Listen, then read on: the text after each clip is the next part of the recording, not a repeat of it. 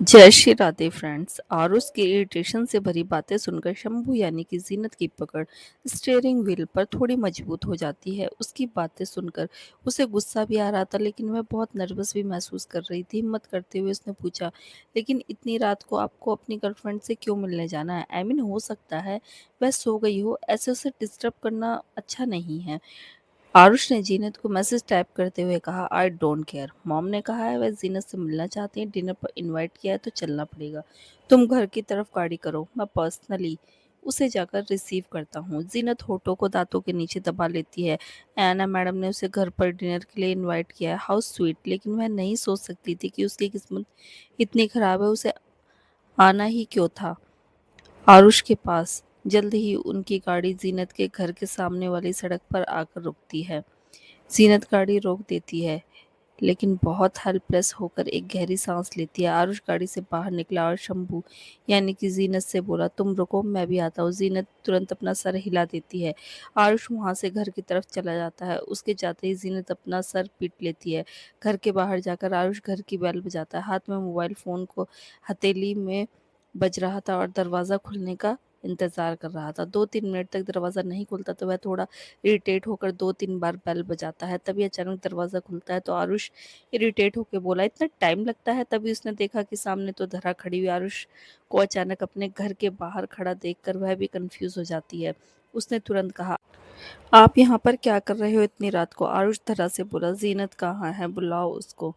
वह मेरा फ़ोन क्यों नहीं उठा रही? मैंने कितने कॉल किए उसे। जीनत के बारे में सुनते ही धरा थोड़ा ऑकवर्ड हो जाती है और कहती है, वो एक्चुअली धरा को समझ में नहीं आ रहा था कि वह आरुष को क्या बोले, क्योंकि जीनत घर पर थी ही नहीं। अब वह इसे कैसे कहे कि आदमी अचानक बिना बताए इसके घर पर कैसे आ गया। धरा कुछ बोल ही नहीं रही थी तो आरुष आईब्रो ऊपर उठाकर बोला, क्या हुआ, कहाँ है जीनत, बुलाओ उसे।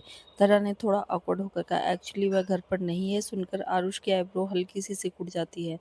घड़ी में टाइम देखा, तकरीबन 10 बज गए थे। इतनी रात को लड़की कहाँ जा सकती है? उसने धरा से कहा, इतनी रात को वो कहाँ गई है? धरा थोड़ा नर्वस होकर बोली, एक्चुअली वो उसे समझ में नहीं आया कि वो क्या बोले। तभी आरुष का अचानक से फ़ोन बजने लगता है। आरुष देखता है कि स्क्रीन पर जीनत का नंबर फ्लैश हो रहा है। उसका नाम देखकर उसके एक्सप्रेशन थोड़े कड़क हो जाते हैं और वह तुरंत कॉल रिसीव करता है। कहाँ हो तुम इस वक्त? गाड़ी में बैठा हुआ शंभू यानी कि जीनत दरवाजे की तरफ देख रही थी। आरुष क्लियरली बहुत ज़्यादा इरिटेट लग रहा था। जीनत ने कहा, तुमने कॉल किया था मुझे, क्या हुआ, कुछ इम्पोर्टेंट है? आरुष ने पूछा, पहले मुझे ये बताओ, इतनी रात को तुम कहाँ पर हो? इतनी रात हो गई और तुम अभी तक घर से बाहर हो? Are you crazy? यह सुनकर जीनत अपनी एब्रोज को ऊपर उठा लेती है और कहती है, तुम्हें मेरी फिक्र हो रही है? यह सुनकर अचानक आरुष हल्का सा हैरान था। हाँ, वह रिएक्ट तो कुछ ऐसे ही कर रहा था जैसे उसे फिक्र हो रही हो। अपनी आंखें रोल करते हुए बोला, ऐसी कोई भी बात नहीं है, मगर फिर भी इतनी रात को ऐसे अकेले घर से बाहर रहना ठीक नहीं है। बाय द वे, मैं तुम्हारे घर आया हूँ तुम्हें रिसीव करने के लिए। मुझे बताओ तुम कहाँ पर हो, मैं आता हूँ। जीनत ने आरुष की बात सुनकर तुरंत कहा, नहीं नहीं, तुम्हें आने की कोई भी ज़रूरत नहीं, मैं खुद पहुँच जाऊँगी तुम्हारे घर, डोंट वरी। आरुष रोइंग आवाज़ में बोला, तुम मुझे बताओ तुम। वेट एक मिनट, इस लड़की को कैसे पता कि वह इसे घर लेने जाने वाला है? आरुष आंखें सिकोड़कर थोड़ी सस्पिनियस आवाज में बोला, तुम्हें कैसे पता कि मैं तुम्हें घर लेने जाने वाला हूँ? मैंने तो तुम्हें बताया ही नहीं। अचानक आरुष की बात सुनकर टैक्सी में बैठी हुई जीनत की आंखें बड़ी हो गई और उसका हार्ट बीट स्किप करने लगा। शिट। वह जोर से अपना माथा पीट लेती। आरुष काफी सीरियस आवाज में इधर उधर देखते हुए बोला, कहाँ हो तुम इस वक्त, बताओ मुझे, मैं तुम्हें लेने आ रहा हूँ। जीनत ने थोड़ी awkward होकर कहा, मैं एक्चुअली एक ब्लाइंड डेट पर आई हूँ। Blind date? रियली?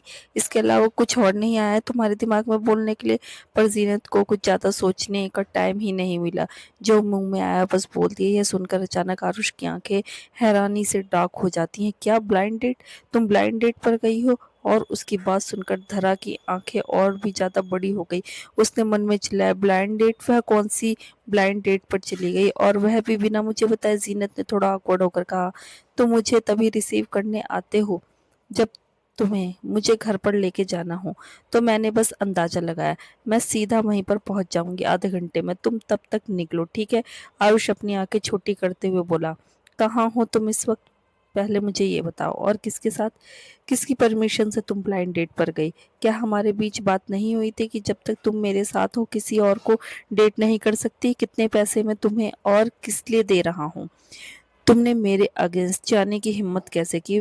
वो अचानक से काफ़ी गुस्से में बिहेव कर रहा था। धरा को थोड़ा नर्वसनेस महसूस होने लगी। तभी अचानक बाहर उसकी नज़र थोड़ी दूर पर खड़ी जीनत की टैक्सी पर गई। अचानक यह देखती है तो धरा की आंखें फट जाती हैं और वह एकदम से चिल्लाती है, ओह माय गॉड! उसके चिल्ला पड़ने से आरुष कंफ्यूज होकर धरा की तरफ देखता है। दूसरी तरफ जीनत घर की तरफ देखती है। धरा इतना जोर से क्यों चिल्लाई? क्या हो गया? जीनत मन में सोचती है। आरुष धरा की तरफ देखकर बोला, what wrong? Why are you shouting? Dhara थोड़ा ऑकवर्ड होकर बोली, नहीं नहीं कुछ नहीं, एक्चुअली जरा दरवाजे में मेरी उंगली आ गई थी। वह बहाना बनाकर बात को टाल देती है। आरुष भी इस बात पर गौर नहीं करता और जीनत पर फोकस करते हुए कहता है, आधे घंटे में तुम मुझे अपने घर में चाहिए, समझी? जीनत ने तुरंत कहा, हाँ बिल्कुल समझ गई। उसके बाद वह स्टेशन में कॉल कट कर देता है और तुरंत टैक्सी की तरफ जाता है। उधर धरा अपने नाखून चबाते हुए बोली, क्या यह जीनत की टैक्सी? अगर हाँ तो बेचारी वाकई में बहुत बड़ी प्रॉब्लम में है। अगर यह उसके साथ रहेगा तो वो जीनत बनकर कैसे आएगी? आरुष को अपनी तरफ आते देख जीनत तुरंत अपनी नर्वसनेस छुपा लेती है, अपनी दाढ़ी मूंछ को ठीक से चिपका लेती है और एकदम बनकर बैठ जाती है। आरुष गाड़ी में बैठता है और फटाक से दरवाजा बंद करता है और इरिटेटिंग आवाज में बोला, डेट? वह डेट पे चली गई बिना मुझे बताए? ऐसे कैसे वो डेट पर जा सकती है? उसकी बात सुनकर जीनत थोड़ा ऑकवर्ड होकर बोली, क्या हुआ सर, सब ठीक तो है ना? और उसने गुस्से में कहा, कुछ भी ठीक नहीं है। वो लड़की, वो, लेकिन इसके आगे वह कुछ बोल ही नहीं पाया। वो खुद हैरान था। अगर जीनत ब्लाइंड डेट पर गई है तो उसे इतना गुस्सा क्यों आ रहा है? वो उसका काम तो कर रही है ना, लेकिन ऐसे कैसे वो ब्लाइंड डेट पर जा सकती है? अगर कबीर या ऐना में से या फिर किसी फैमिली में से किसी ने भी उसे किसी दूसरे लड़के के साथ देख लिया तो प्रॉब्लम में वही आएगा ना। वह क्या बोलेगा घर वालों को कि उसकी गर्लफ्रेंड किसी और के साथ क्यों घूम रही है? हाँ, बिल्कुल, यह तो वाक़ई में गुस्सा करने वाली बात है। ये सोचकर आरुष इस मामले में थोड़ा रिलैक्स हो जाता है कि उसने गुस्सा क्यों आ रहा है, लेकिन ज़ीनत की हरकत से उसका गुस्सा बढ़ रहा था। शंभू आरुष के भेष में बोला, अब कहाँ चलना है सर? आरुष ने अपने माथे को रगड़ते हुए कहा, डोगरा मैंशन चलो। ज़ीनत तुरंत अपना सर हिलाती है और फिर गाड़ी स्टार्ट करती है और फटाक से डोगरा मैंशन की तरफ गाड़ी ले लेती है। अगले 10 मिनट में वह लोग डोगरा मैंशन के बाहर पहुंच जाते। आरुष शंभू की तरफ देखकर बोला, थैंक्स यार। अच्छा अंदर चलेगा क्या? जीनत ने थोड़ा ऑकवर्ड होकर कहा, अरे नहीं sir, thank you so much पूछने के लिए, पर मुझे निकलना है। आरुष भी हल्का सा सर हिलाकर बोला, ऑल राइट, गुड नाइट। यह बोलकर वह गाड़ी से निकला और बंगले के अंदर चला गया। उसके जाते ही जीनत ने तुरंत अपनी गाड़ी मोड़ ली और जल्दी से वह अपने घर पहुंची। भाग भागकर वह घर के अंदर आई। धरा सोफे पर बैठी हुई थी। उसने जीनत को देखा तो तुरंत खड़ी होकर बोली, जीनत यार किसी दिन फंसोगी तुम सच में। जीनत कमरे की तरफ भागते हुए बोली, पता है मुझे, पर मैं क्या करूं? धरा उसके पीछे पीछे आते हुए बोली, पर तू उसे बता क्यों नहीं देती? आई मीन इसमें छुपाने वाली कौन सी बात है? धरा की बात सुनकर जीनत एक सेकंड के लिए उसकी तरफ देखती है, फिर एक गहरी सांस लेकर कहती है, ऑनेस्टली यार धरा, पहले तो बता भी देती। मैंने सोचा भी था एक बार उसे बताने के लिए, लेकिन वह इतनी बार शंभू से मिल चुका है, अब मैं इतना झूठ बोल चुकी हूँ, तो अब अगर मैं उसे बताऊंगी तो वह पक्का मेरी बैंड बजाएगा। शुरू शुरू में मैंने चीज़ों को हल्के में लिया था, लेकिन अब बता नहीं सकती। वो फटाफट एक सुंदर सी स्कर्ट निकालती है, फिर शंभू का गेटअप निकालकर बाथरूम में घुस जाती है। थोड़ी देर में वो ड्रेस पहनकर बाहर आती है, आईने के सामने खड़े होकर मेकअप और बालों को सेट करने लगती है। धरा बिस्तर पर बैठी उसे इतनी जल्दी जल्दी तैयार होते हुए देख रही थी कि तभी उसके फ़ोन पर बीप का साउंड आता है। वह अपना फ़ोन उठाकर देखती है तो अचानक उसकी आंखों में हल्की सी हैरानी के साथ साथ एक चमक आ जाती है। स्क्रीन पर अंबर का नाम फ्लैश हो रहा था। उसके पास अब अंबर का पर्सनल कॉन्टैक्ट नंबर आ गया था और वह लोग अब व्हाट्सएप पर भी कनेक्ट थे। थोड़ी बहुत नॉर्मल बातें अक्सर हो जाया करती थी, लेकिन ज़्यादा नहीं हो पाती थी। धरा खुद से मैसेज करने में काफ़ी ऑकवर्ड फील करती थी, इसलिए मैसेज हमेशा अंबर की तरफ से ही आता था। बस नॉर्मल बस नॉर्मल हालचाल पूछने के लिए, इससे ज़्यादा कुछ भी नहीं, लेकिन इतने से मैसेज में ही उसका पूरा दिन बन जाता था। वह फटाफट स्क्रीन पर मैसेज टाइप करने लगती है। आईने में जीनत जब पीछे धरा को इतना एक्साइटेड देखती है तो कहती है, क्या बात है? तुम्हारी खुशी देखकर पूछने की ज़रूरत नहीं है कि मैसेज किसका आया होगा। यह बोलकर वह अपने होठों पर लिपस्टिक लगाने लगती है और फिर आंखों में काजल। धरा होठों को दांतों के नीचे दबा लेती है और उसके गाल थोड़े से लाल हो जाते हैं। तभी अचानक उसकी आंखें फैल जाती हैं। जब अंबर वीडियो कॉल करने की बात करता है, उसका फ़ोन लगभग हाथ से छूट जाता है, लेकिन वह तुरंत लपक कर अपने फ़ोन को पकड़ लेती है। उसकी हरकत देखकर ज़ीनत अपनी आईब्रो को उठाते हुए बोलती है, क्या हुआ? प्रपोज़ कर दिया क्या उसने तुम्हें? धरा के चेहरे पर पैनिक भरे एक्सप्रेशन आ जाते हैं। वो एकदम से खड़ी होकर बोली, वीडियो कॉल करने को बोल रहा है, क्या करूं? इस बात पर जीनत हल्का सा हंस देती है और बोलती है, करना क्या है, कर ले, इसमें कौन सी बड़ी बात है। वह फटाक से अपनी हाई हील्स पहनने लगती है। धरा नर्वसनेस में इधर उधर चक्कर काटने लगती है। ऐसे कैसे कर लूं, मेरे बाल नहीं बने हुए, मैंने मेकअप नहीं किया हुआ, मैं ऐसे ही कैसे वीडियो कॉल कर सकती हूँ? वह मुझे ऐसे कैसे देख सकता है बिना तैयार हुए? जीनत एक नज़र उसे देखती और गहरी सांस लेती है, फिर खड़ी होकर बोलती है, ऑल राइट, तुम्हारे इस प्रॉब्लम से तुम अकेली निपटो, मैं तो जा रही हूँ अपनी प्रॉब्लम से निपटने के लिए। यह बोलकर वह अपना पर्स उठाती है और वहां से चली जाती है। धरा अपने नखून चबाने लगती है। सबसे पहले वह अलमारी में जाकर फटाफट एक अच्छी सी ड्रेस निकालती है और बाथरूम में भागकर जाती है। थोड़ी देर में बाहर आकर फटाफट अपने बाल और मेकअप करने लगती है। अंबर मुझे ऐसे नहीं देख सकता, मुझे अच्छा दिखना होगा। 5 मिनट में पूरे तरीके से तैयार होने के बाद वह थोड़ा नर्वस फील करते हुए अंबर को वीडियो कॉल कर देती है। उनका यह पहला वीडियो कॉल था, इसलिए वो बहुत ज़्यादा नर्वस महसूस कर रही थी। जल्द ही कॉल रिसीव होती है और धरा का हार्ट बीट स्किप कर देता है। जब वो दूसरी तरफ से अंबर का हैंडसम चेहरा देखती है, ऐना सोफे पर बैठी हुई थी, हाथ में मैगजीन थी जिसमें वो कुछ न्यू कलेक्शन के डिज़ाइन देख रही थी। एक बहुत ही खूबसूरत गाउन पर उसकी नज़र पड़ती है। उसे वो वाकई में बहुत ज़्यादा पसंद आया। ओ my God, so beautiful! Ayana की आंखें चमक गई। फिर उसने कुछ सोचा, ये जीनत पर कितना सुंदर लगेगा। उसके लिए ऑर्डर कर देती हूँ। वो सोच ही रही थी कि तभी उसका फ़ोन बजने लगा। अयाना ने जैसे ही मोबाइल फ़ोन उठाकर देखा तो उसकी आंखें एकदम से चमक गई। स्क्रीन पर कबीर का नाम फ्लैश हो रहा था। उसका हार्ट बीट स्किप करने लगा। कबीर काफ़ी दिनों से घर से बाहर है, किसी इम्पोर्टेंट मिशन पर गया हुआ है। गौतम उसके साथ ही गया है। इतने दिनों से उससे बात करने का भी टाइम नहीं मिला। बस कभी कभार फ़ोन या मैसेज आ जाया करता था। पता नहीं वह कितने टाइम वहाँ पर रहने वाला है और कब तक आने वाला है। ऐना पहले से ही उसे बहुत ज़्यादा मिस कर रही थी। उसने तुरंत कॉल रिसीव किया और जैसे ही कान पर फ़ोन लगाया, 1 सेकंड के लिए मानो उसकी धड़कनें थम सी गई। उसने ब्लास्ट जैसी कोई भारी सी आवाज़ सुनाई दी। उसके चेहरे का रंग बिल्कुल फीका पड़ गया। तभी दूसरी तरफ से उसे कबीर की डीप सेक्सी आवाज़ सुनाई दी, आयु। कबीर की आवाज़ सुनकर अयाना थोड़ा होश में आई और उसने पूछा, Kabir how are you? Kabir ने जवाब दिया, I am perfectly all right, तुम कैसी हो, घर में सब कैसे हैं, बच्चे कैसे हैं? अयाना ने तकिया अपनी गोद में रखते हुए कहा, अच्छे हैं और मैं तुम्हें बहुत ज़्यादा मिस कर रही हूँ। दूसरी तरफ से कबीर की आवाज़ हल्की सी नरम हो गई, मैं भी। अयाना लगातार सुन रही थी कि पीछे से गोले बारूद की आवाज़ें आ रही थी। उसने तुरंत पूछा, तुम इस वक्त कहाँ पर हो? क्या फिर से किसी खतरनाक मिशन पर गए हो? पीछे से ऐसी आवाजें क्यों आ रही हैं, कबीर? कबीर ने जवाब दिया, नथिंग, दिवाली के पटाखे फूट रहे हैं। अयाना आंखें सिकोड़कर बोली, कबीर, पटाखे फूटने में और बॉम्ब ब्लास्ट में कोई फर्क समझ नहीं आता क्या मुझे? इस पर कबीर हल्का सा हंसकर बोला, तुमने एक माफिया से शादी की है, तुम्हें तो अब तक इसकी आदत हो जानी चाहिए माय लव।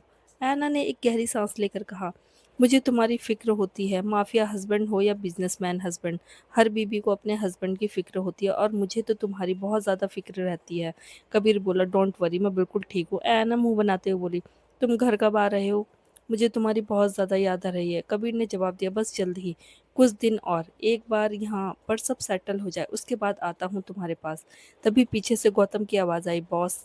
यह आवाज़ गौतम की थी। कबीर ने अयाना से कहा, ऑल राइट, मैं तुमसे बाद में बात करता हूँ, अपना ख्याल रखना अयाना। अयाना ने तुरंत कहा, और तुम भी, तुम और गौतम दोनों अपना ख्याल रखना, ठीक है? कबीर हल्का सा मुस्कुराया, आई लव यू। अयाना का दिल पिघल गया, आई लव यू टू। उसके बाद कॉल कट हो गई। कॉल कटने के बाद अयाना कुछ देर तक ऐसे ही बैठी रही। मोबाइल की स्क्रीन पर मोबाइल की स्क्रीन पर अयाना और कबीर का फोटो देखती ती रही। जब दोनों एक दूसरे के बहुत ज़्यादा पास थे, एक दूसरे की बाहों में थे, बहुत खुश। यह देखकर अयाना के होठों पर मुस्कुराहट आ गई। तस्वीर पर अंगूठा फिराते हुए उसकी धड़कनें तेज़ हो गई। जब वह पहली बार कबीर की ज़िंदगी में आई थी, उसने कभी नहीं सोचा था कि कबीर उसके लिए इतना इम्पोर्टेंट हो जाएगा। उसे तो सोचकर भी हँसी आती है कि वो उसे जान से मारना चाहती थी और अब उसके लिए 100 बार जान देने को तैयार रहती है। दूसरी तरफ कबीर आराम से गाड़ी की बोनट पर बैठा हुआ था। गन उसके बगल वाली साइड में रखी हुई थी और उसके हाथ में एक जलती हुई सिगरेट थी। उसकी डार्क खूबसूरत काली आंखें उसके हाथ में पड़ी हुई फाइल पर टिकी हुई थी। गौतम कबीर के पास आया और बोला, बॉस, हमारा निगोशिएशन फेल हो गया। वो कॉपरेट करने से भी मना कर रहे हैं। कबीर ने फाइल के पन्ने पलटते हुए कहा, as expected, limited them. Kabir का सिंपल सा रूल था, जो उसके सामने सांप की तरह सर उठाने की कोशिश करेगा वो उसके फन कुचल देगा। कोई उसके खिलाफ नहीं जा सकता। गौतम ने हल्का सा सर हिलाया। तभी अचानक गौतम के पास एक कॉल आया। वह साइड में जाकर कॉल रिसीव करने लगा। कबीर शांत चेहरे और नॉर्मल एक्सप्रेशन के साथ फाइल को पढ़ता रहा, फिर फाइल बंद करके साइड में रख दी। तभी गौतम अचानक तेज कदमों से उसके पास आया। कबीर ने देखा कि हल्के से गौतम के चेहरे पर पैनिक के हल्के से एक्सप्रेशन थे। यह देखकर उसने अपनी आईब्रो हल्का सा ऊपर उठा दी। गौतम बोला, काल के मूवमेंट के बारे में पता चला है। हाल ही में वह किसी से मिला था, किसी के साथ हाथ मिलाया है आपको एलिमिनेट करने के लिए। यह सुनकर कबीर हल्का सा हंस दिया। रियली? आह, मेरा बच्चा। गौतम कबीर से बोला, boss, this is very serious. Kabir के एक्सप्रेशन देखकर लग रहा था जैसे वह इस बात को बहुत हल्के में ले रहा है। काल जैसे नए नए बच्चे उसका कुछ नहीं उखाड़ सकते। वह वर्ल्ड की दुनिया में सिक्का जमा चुका है, जबकि काल जैसे बच्चे तो अभी पैदा हुए हैं। लेकिन गौतम के चेहरे की सीरियसनेस ऐसी थी जिसे कबीर इग्नोर नहीं कर पाया। गौतम लो में सीरियस नहीं होता, वह खुद ही हैंडल कर लेता है। इस बार गौतम की सीरियसनेस कबीर को भी सीरियस कर देती है। छोटे मोटे मामलों को तो वो हाथ भी नहीं लगाता और खुद ही हैंडल कर लेता है। उसने किसके साथ हाथ मिला है? गौतम कुछ सेकंड चुप रहता है, फिर अपना फ़ोन निकाल कर कहता है, इनके साथ। कबीर मोबाइल फ़ोन अपने हाथ में लेता है और जैसे ही वह स्क्रीन पर देखता है, उसकी आंखें एकदम से बड़ी हो जाती हैं, हाथों से सिगरेट छूटकर ज़मीन पर गिर जाती है और चेहरे का रंग हल्का सा उड़ जाता है। कुछ सेकंड तक चारों तरफ एकदम घोर सन्नाटा रहता है। कबीर तस्वीर को देखे जा रहा था। उसके चेहरे के एक्सप्रेशन ऐसे थे जिन्हें पढ़ा नहीं जा सकता था, लेकिन क्लियरली पैनिकनेस भी दिखाई दे रही थी, जो रेयरली ही कभी उसके चेहरे पर दिखाई देती थी। गौतम ने हिम्मत करके कहा, अब हम क्या करेंगे? कबीर कुछ सेकंड तक खामोश रहा और फिर एक गहरी सांस लेकर बोला, इस बार मामला वाकई में सीरियस है। लुसियाना ग्रेव, वो इंडिया में कैसे? और काल उस तक कैसे पहुंच गया? गौतम ने जवाब दिया, आई डोंट नो, लेकिन उसने लुसियाना ग्रेव से हाथ मिलाया है आपको ख़त्म करने के लिए। कबीर का हार्ट बीट स्किप करने लगता है। उसे अपनी जान की चिंता नहीं थी, लेकिन अब उसकी लाइफ में बहुत कुछ ऐसा है, उसकी चिंता उसे अपनी जान से भी ज़्यादा रहती है। उसने गौतम से कहा, Luciana is a bad news. Gautam, उसे यहाँ नहीं होना चाहिए था। गौतम भी काफ़ी ज़्यादा सीरियस था और कबीर भी। उनकी सीरियसनेस देखकर ही पता चल रहा था कि Luciana Grave is not someone so light, जिसे वह लोग हैंडल कर सकते हैं। गाड़ी से नीचे उतरकर गाड़ी की तरफ जाते हुए कबीर बोला, हमें जल्दी से यहाँ का काम खत्म करके वापस लौटना होगा। गौतम भी दूसरी तरफ गाड़ी की ड्राइविंग सीट पर जाता है और दोनों गाड़ी के अंदर बैठ जाते हैं। गौतम स्टार्ट करते हुए बोला, गॉट इट बॉस, मैं जल्दी से जल्दी यहाँ का काम खत्म करने की कोशिश करता हूँ। कबीर बाहर की तरफ देख रहा था। उसके चेहरे पर अजीब से एक्सप्रेशन थे, एक अजीब सी घबराहट, एक अजीब सी पैनिकनेस। उसने धीमी सी आवाज में कहा, लुशियाना ग्रेव, रोथलेस माफिया क्वीन, नो वे। वो आग है, उसकी चपेट में अगर कोई भी आया तो राख हो जाएगा। I have to protect my family. दूसरी तरफ जीनत भागते हुए बंगले में पहुंचती है। हॉल में अयाना बैठी थी। वह जीनत की तरफ देखती है तो एकदम उसकी आंखों में चमक आ जाती है। वह सोफे से खड़ी होती है और एक ब्राइट स्माइल के साथ कहती है, जीनत, तुम आ गई।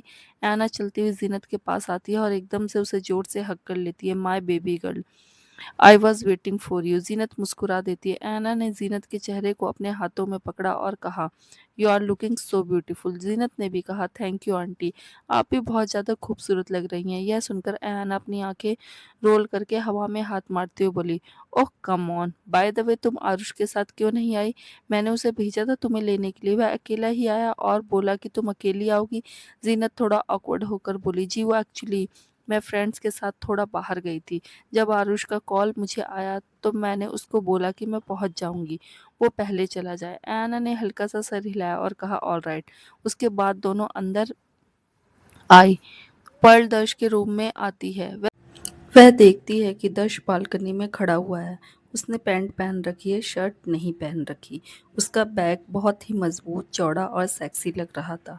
उसके एक हाथ की उंगलियों के बीच में जलती हुई सिगरेट थी और दूसरे हाथ में मोबाइल फोन, जिस पर वह कुछ बात कर रहा था। पर्ल वहीं पर खड़ी होकर उसे देखती है। पीछे से तो यह आदमी कितना ज़्यादा अट्रैक्टिव लगता है और आगे से तो पूछो ही मत।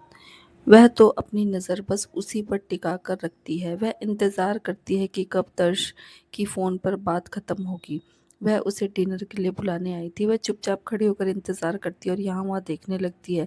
तभी टेबल पर रखी एक तस्वीर पर उसकी नज़र पड़ती है। टेबल पर एक तस्वीर रखी हुई थी। पर्ल थोड़ा कन्फ्यूज़न में उस तस्वीर को देखती है। फिर उसका थोड़ा क्लोज़र लुक लेने के लिए धीरे-धीरे उसके पास आती है। वह तस्वीर के पास पहुँचती है और तस्वीर को अपने हाथ में उठाकर सीधा कर लेती है, जो कि उल्टा रखी हुई थी। पर जैसे ही तस्वीर को सीधा करती है, वह देखती है कि उस तस्वीर में एक ही उम्र के दो लड़के जिन्होंने एक दूसरे के गले में हाथ डाला है। दोनों बहुत ही सुंदर है। बाल माथे पर आ रहे हैं, खूबसूरत सी मोटी मोटी आंखें और चेहरे पर ब्राइट स्माइल। उन दोनों को देखकर अचानक से पता नहीं क्यों पर्ल को ऐसा महसूस होता है जैसे उसकी धड़कनें तेज हो गई। तभी अचानक उसे अपने सर में तेज दर्द महसूस होता है। तस्वीर उसके हाथ से गिर जाती है और वो अपने सर को पकड़ लेती है। उसे अपने दिमाग की गहराइयों में कुछ तस्वीरें दिखाई देने लगती है। एक छोटी सी बच्ची चिल्लाती है, वो यू आर एन एंजल। तुम बड़ी हो जाओगी तो मैं तुमसे शादी करूंगा। I am your husband. मुझे छोड़कर मत जाओ। हुआ मैं वापस आऊंगा। Wait for me. कोई उसे गोद में लेकर गोल गोल घुमा रहा है। बच्चों के हंसने की आवाज़ें, किलकारियां उसके दिमाग में गूंजने लगती। तभी अचानक उसे एक आवाज़ सुनाई देती है, पर्ल आर यू ओके। वह तुरंत होश में आती है और अपनी आंखें खोल देती है। उसके सामने दर्श खड़ा हुआ था, चेहरे पर थोड़ी सी कन्फ्यूजन लिए हुए। दर्श एकदम से पर्ल के पास आया और उसके कंधे पकड़कर बोला, क्या हुआ तुम्हें? पर्ल थोड़ा सा होश में आई। उसकी नज़र ज़मीन पर पड़ी हुई तस्वीर पर गई। उसने तस्वीर की तरफ उंगली करके कहा, ये तस्वीर। उसके इतना बोलते ही दर्श ने भी जमीन पर पड़ी हुई तस्वीर को देखा। वह झुका और तस्वीर को अपने हाथ में ले ली। कुछ सेकंड तक उसने तस्वीर में मौजूद दोनों बच्चों को देखा, फिर पर्ल की तरफ देखा और कहा, क्या हुआ? तुम इस तस्वीर को देखकर इतना अजीब रिएक्ट क्यों कर रही हो? पर्ल ने कहा, पता नहीं ये तस्वीर किसकी है। दर्श ने जवाब दिया, मेरी और मेरे भाई की। ये मैं हूँ और ये मेरा भाई है। उसके बाद दर्श ने तस्वीर पर पॉइंट आउट किया। पर्ल को पता नहीं बहुत अजीब सी फीलिंग आ रही थी। पता नहीं उसे ऐसा क्यों लग रहा था जैसे कुछ अजीब है इस तस्वीर को लेकर। उसका सर इतना दुख क्यों रहा था और ये अजीब सी आवाज़ें क्यों सुनाई दे रही थी। दर्श तस्वीर को रखता है और पर्ल के करीब आता है, उसके छोटे से चेहरे को अपने हाथों में लेता है और उसकी आंखों में देखने लगता है। पर्ल भी उसकी आंखों में देखती है तो दर्श काफ़ी नरम आवाज़ में पूछता है, क्या हुआ? Are you okay? पर्ल तुरंत अपने अजीब से ख्यालों को दिमाग से पीछे धकेल देती है और हाँ में अपना सर हिला देती है। फिर उसकी नज़र अचानक से इस चीज़ पर पड़ती है कि वह दर्श के कितना नज़दीक खड़ी हुई है। उसका चेहरा लगभग दर्श के सीने के बहुत ज़्यादा करीब है। जैसे ही वह दर्श की मस्कुलर बॉडी की खुशबू एकदम से उसे हिट करती है और उसकी धड़कनें तेज कर देती है। उसके चेहरे को इतना लाल देखकर दर्श अपनी आईब्रोज हल्का सा ऊपर उठाते हुए बोला, तुम इतना ब्लश क्यों कर रही हो? पर्ल थोड़ा awkward होकर इधर उधर देखने लगती है और कहती है, मैं ब्लश कहाँ कर रही हूँ? उसके बाद दर्श उसके गाल को हल्का सा पिंच करते हुए बोला, तो तुम सीधा साधा झूठ बोलना भी सीख गई हो। पर्ल का चेहरा और भी ज़्यादा लाल हो जाता है। वह इतनी खूबसूरत लग रही थी कि शर्माते हुए कि दर्श चाहकर भी उसे रिस्ट्रेट नहीं कर पा रहा था। उसका गला सूख रहा था, पर वह उसके सामने इतनी छोटी सी, इतनी नाजुक लग रही थी कि दर्श के दिमाग में चिल्लाने की आवाज़ गूंजी, just hold her, she is so cute, just kiss her. किस हर वेरी हार्ड। इसके आगे पर्ल कुछ भी समझ नहीं पाती। इससे पहले ही वह दर्श की बाहों में थी। दर्श ने उसे किस किया और वह इतना डीप था, इतना डीप था, इतना गहरा और इतना पैशनेट था कि मानो वह अपने आप को उसके अंदर उड़ेल रहा हो। पर्ल शुरू में रेस्ट्रेट करने की कोशिश करती है, लेकिन ऑफ कोर्स दर्श की बॉडी स्ट्रेंथ के सामने वह कुछ भी नहीं थी, तो फाइनली वह भी हार मान लेती है। एक डीप गहरी पैशनेट किस के बाद जब दर्श उसके चेहरे को देखता है तो उसका दिल और भी ज़्यादा जोर से धड़कने लगता है। पर्ल के होंठ बिल्कुल लाल हो गए थे।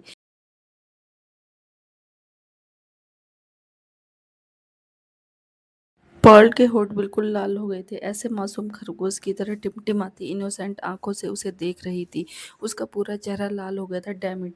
यह उसने क्या कर दिया? उसने अपने आप को कंट्रोल में रखना होगा। दर्श को महसूस हो रहा था कि अगर वह 2 पल और पर्ल को इसी तरह अपनी बाहों में रखे हुए रखेगा तो अपनी लिमिट्स को वाक़ई में क्रॉस कर जाएगा।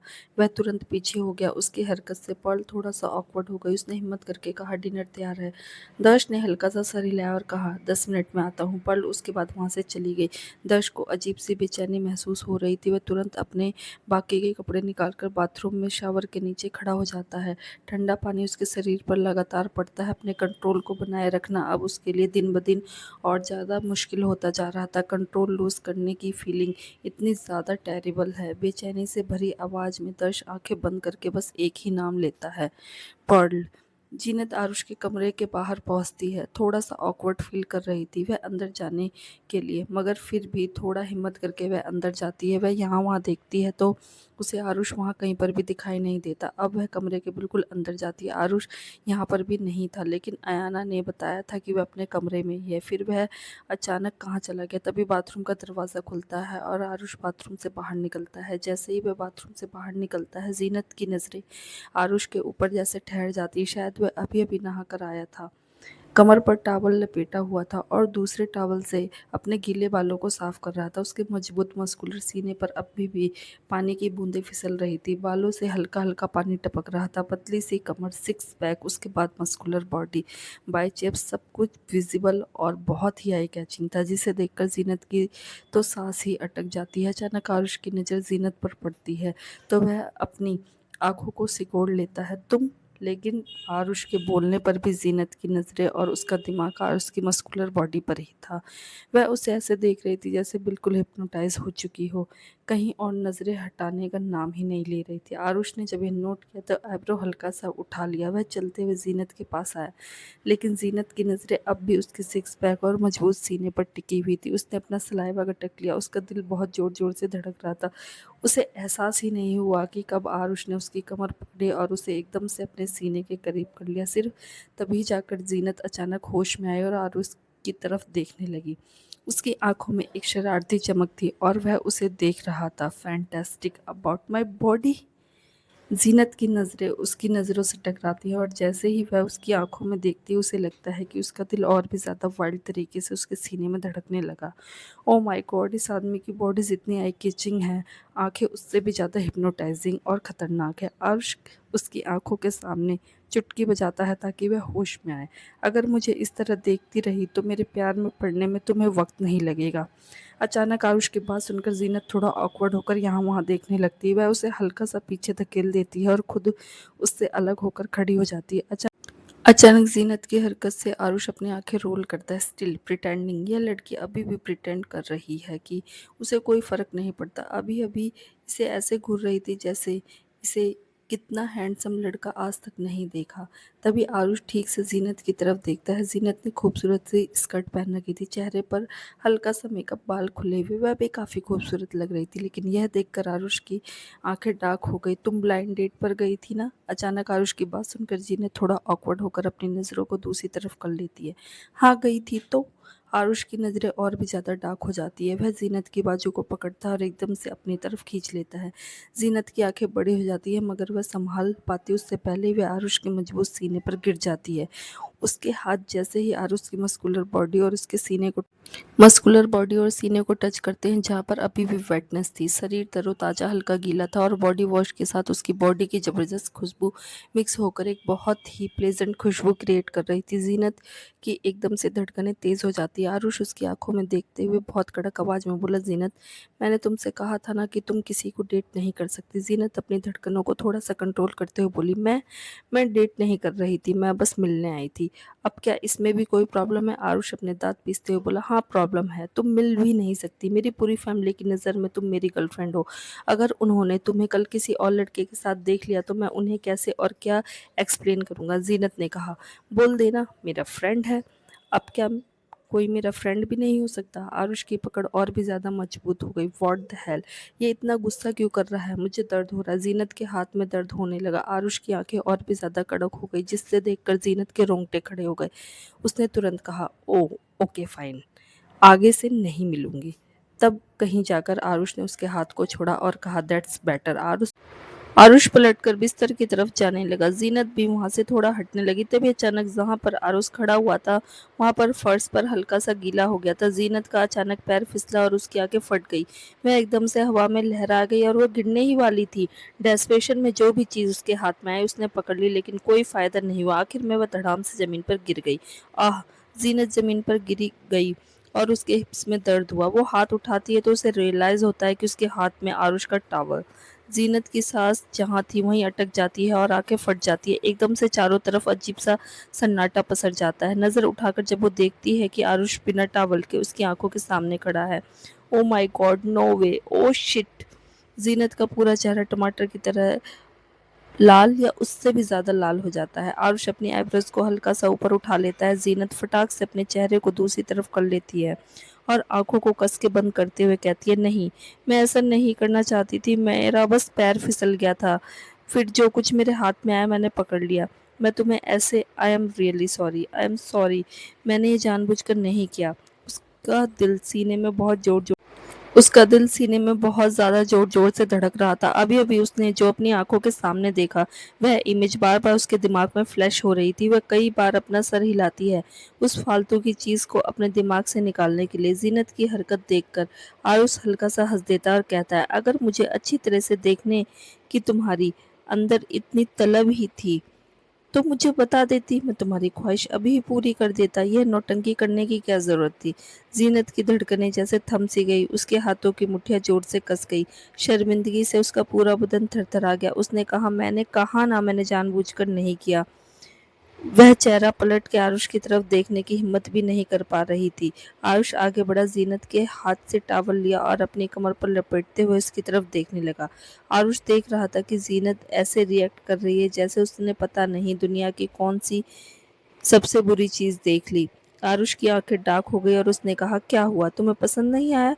वैसे लड़कियां काफी पागल है इसके पीछे। वह पलटकर बिस्तर की तरफ जाने लगा और बिस्तर पर रखी अपनी शर्ट उठाकर पहनने लगा। जीनत ने जब उसके जाते हुए कदम सुन लिए तो फाइनली जाकर उसने राहत की सांस ली।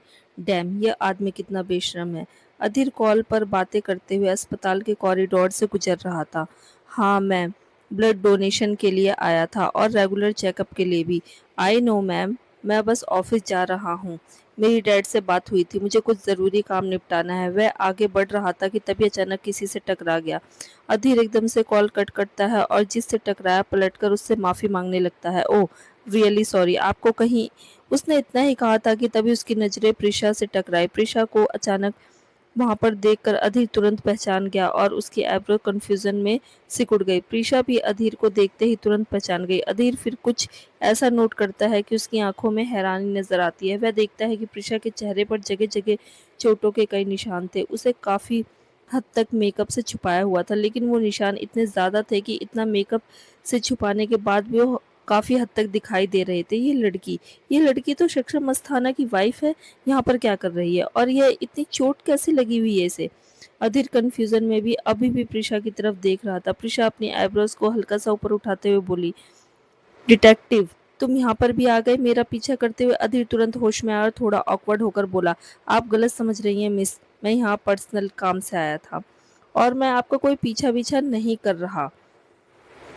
यह बोलकर वह तुरंत पलटकर जाने लगता है कि तभी उसे प्रिशा के हंसने की आवाज़ सुनाई देती है। अधीर के कदम ठहर जाते हैं और वो पलटकर प्रिशा की तरफ देखता है। To be continue. हर हर महादेव दोस्तों।